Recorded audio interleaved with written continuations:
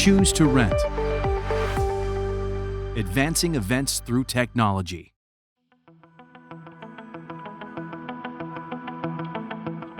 In this video, we will show the proper printer cleaning steps along with print darkness testing steps.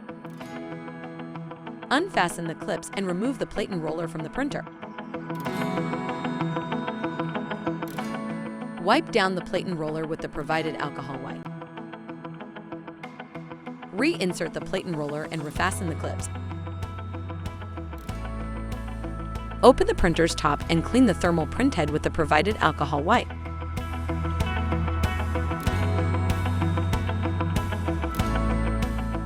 Insert the badge paper through the back of the printer and close the top of the printer.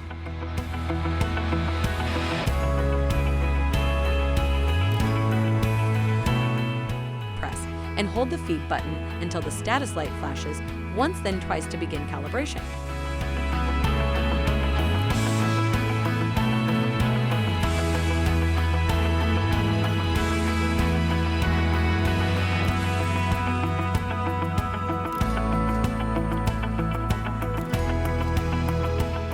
Once calibrated, hold the feed button for a flash sequence of 5 to adjust the print darkness.